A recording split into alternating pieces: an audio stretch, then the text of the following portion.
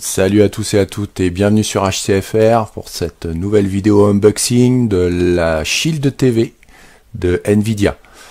Donc ce nouveau modèle qui donc a la particularité de proposer le Dolby Vision ainsi que le Dolby Atmos et un upscaling via intelligence artificielle par rapport au modèle 2015 et 2017. Dedans, on va donc trouver le lecteur avec sa format typique ainsi que la télécommande. Donc là pour le coup Nvidia a décidé de sortir des sentiers battus au niveau du design. On va voir donc la télécommande plus tard. Donc voilà la forme, un tube. Donc c'est vraiment atypique, pas très pratique à positionner bien évidemment.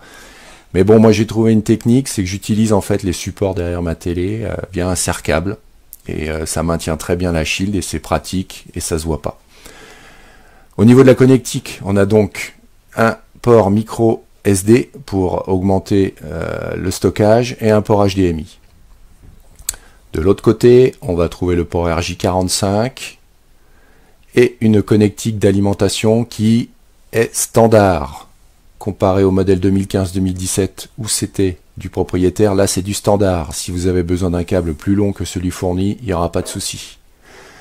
Au niveau de la télécommande, donc pareil, format typique. Moi personnellement, je trouvais ça pas trop mal lors des premières présentations. Je me suis dit ça devrait pas mal tenir dans les mains. Vu que j'ai des grandes mains, eh ben je confirme. C'est très bien. On la maintient très bien, très facile d'utilisation. En plus, elle est rétro-éclairée. Franchement, je la trouve très bien. C'est vraiment une très bonne idée qu'a eu Nvidia. Alors, on peut voir que ni d'un côté ni de l'autre, il y a de connectiques USB pour pouvoir la recharger. Et pour cause, c'est pas prévu pour. En fait, eh ben, on met des piles tout à fait ordinaires dedans. Alors moi, elles sont arrivées directement dedans. Je suppose que ça doit être livré comme ça. Et donc c'est pas mal du tout. Au moins comme ça, on n'aura pas de soucis. Ensuite, qu'est-ce qu'il nous reste d'autre dans la boîte? Ça va être assez succinct. On a donc le petit document support qui sert à rien et le Quick Start Guide qui sont, comme son nom l'indique, est très rapide puisqu'on ça nous indique comment brancher. C'est très rapide, c'est très convivial sous Android, il n'y aura pas de soucis. On a maintenant le câble d'alimentation, donc comme je vous ai dit, c'est tout à fait standard. Donc voilà, si jamais le câble n'est pas assez long, vous pourrez en utiliser un plus long par vous-même, il n'y a pas de souci. Et le problème, il n'y a pas de câble HDMI.